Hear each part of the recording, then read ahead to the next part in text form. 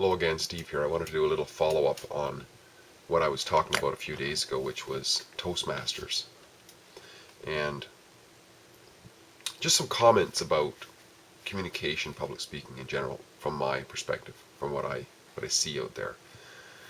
Now, I would say that there's two main things for communication that I have learned in Toastmasters. The first one is the practice of something. I mean, anything that's practiced lots, there is grown within oneself confidence, right? The confidence in it. Just imagine, practicing a foreign language or practicing a certain instrument. After a while, there's greater confidence, greater skill level in it, right? So that's the first one. The second one is how to perform in a certain way, and Toastmasters teaches a certain way, which is not necessarily the only way, but it's a way. And it's a fairly good foundation. And when I think of this, I think along the lines of a guy who was a guitar instructor who once told me that what he tells his students is, especially if they don't know anything about guitar, is to start out with, just do what I do. And then after you master that, then you make it your own. Toastmasters, I find, is kind of like that. Some people wonder, well, why do we have to do this? You don't have to do that, but that's the program, and I think it's beneficial to go along with the program, but eventually make it your own. Because a lot of the things in Toastmasters are not as necessary as other things. For example, to give you an example of the performance side of it, which is also blended in confidence, but the performance side of it. In Toastmasters, every year there's the International Speech Contest. Now, the contests, there's two of them. There's the spring and the fall one. The spring one is the big one, but fall is pretty big too. But the way it works is you have a club, and there's a contest in the club, and the winner of that goes on to the area contest. And an area is usually made up of about 4, 5, or 6 clubs, and they have a contest again within that area. And the winner of the area goes on to what they call the division. And the division is usually, if it's a larger city, that will be the city. It might be 50 to 100 clubs, right? Or in the area that I am, it's a fairly large chunk of Western Canada, and there's probably no, sorry. The division is usually like a city, like a medium-sized city, and it might have 20 clubs in it. So a number of areas, in other words, 5 or 6 areas in there. And then the winner of that goes on to the district. And the district that I'm in is a large part of Western Canada. And that area, that district probably has, I'm going to guess, about several hundred clubs, probably, or something like that. And so the winners of all the divisions within that district go off against one another. And the winners of that then go on to the regionals, which is the international contest. And the winners of that go on to the International Speech Contest, which is just coming up here in August, I believe it is, in Las Vegas this year. Usually in the States, but last year was in Malaysia, I believe. But here's a picture on the back of winning speech contest people. You can see, well, in this case they're all men, but they're not necessarily men. On the front page there's a lady speaking. And the men, they're all dressed up like Amway distributors by the time they get to there. You never see that in the club. You almost never see anybody wearing a suit in a club, or even at an area contest, or even at a division contest. You start to see it at district contest. But this is the presentation side of it, right?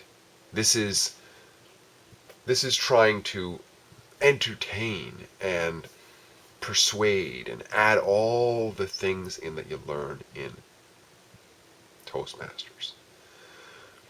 To be able to be a salesman on a stage, pretty much, right? Or a salesperson on a stage.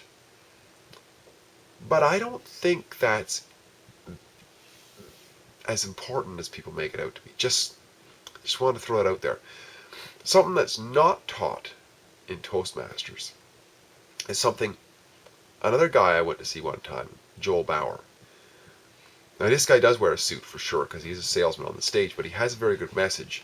And his message is message to market match. Message to market match. He says if you have a very close message to market match, a lot of the other stuff doesn't matter too much. Here's an example that I remember quite well. There was a guy who I still admire, really. He's passed away since, but this guy was a marketing genius. I mentioned him a few times before. Gary Halbert was his name. Foul-mouthed guy and very much of a chauvinist. But did he ever have a mind for getting right down to what matters? And the examples he would use were profound. He used to teach people how to write advertising. And he talked about getting rid of all the BS out of there and getting right down to the core of what people want. If you can find the trigger in somebody's heart, in somebody's mind that you can turn and pull at, you're going to get them to listen, right? And he used to use the example, or he used the example one time that I still remember. I don't know if you ever heard of the term Irish sweepstakes. Irish sweepstakes were a hospital fundraising thing that they had in Ireland back in the dirty 30s or something like that too, and they became very famous even outside of Ireland, I guess. So you'll hear the term sometimes. People use Irish sweepstakes as an example. And he said that he used the example of, and he was trying to make the point that you don't really have to be, a college professor or a fine orator or anything like this if you've got a very powerful message for somebody. The message will carry itself, provided they understand it at all. He said, imagine if I had a winning ticket for the Irish sweepstakes, and it's your ticket, and I've just found out that this ticket is worth $1 million, right? Now, supposing that $1 million is valuable to you, maybe it's not, but to a lot of people, that's, if they bought the ticket hoping they're going to win, I guess it is important. Then he made the point that, do you really care how I tell you if I've got perfect diction, if I got perfect grammar or a certain accent, or if I use certain vocal variety or gestures or eye contact? Wouldn't this ticket is yours and it's a winner and it's worth $1 million, or however you say it, wouldn't that be enough, right? Because that is a message to market match. You as the market, as somebody who wants something, are very receptive to those words. This is your winning ticket. You see, don't have to be dressed like these guys to say something like that. Heck, I could be in my gnarly underwear, and if it was true, that's the thing, if it was true, and you could look at it, but the communication would be so powerful because it's a message to market match. I think that's something that's important along the lines of improving the quality of our lives, because if we try to cut out, a lot of the superfluous stuff, get to the truth of things, and interact with people not so much in terms of trying to manipulate them, but just trying to understand what it is they're interested in, even just to have a valuable conversation. Imagine if we could find out what it is that people are interested in and communicate with them about that. How better would their quality of life be and our quality of life in terms of having conversations? I remember one time, I forget who it was exactly who said it one time, but they were using the example, they were talking about communication. and conversation. And this lady was talking to somebody else, or got into a conversation with somebody else, but didn't actually say much. She just listened mostly for like 10 or 15 minutes to somebody, one of these people who nobody ever talks to, right? And she might have asked a couple of questions here and there just to continue the conversation, keep the conversation going, but didn't really add anything to the conversation at all. And later on she found out that this person who had been doing all this talking and who had been asked a couple of questions made a comment to somebody else who then informed the lady who had listened all that time.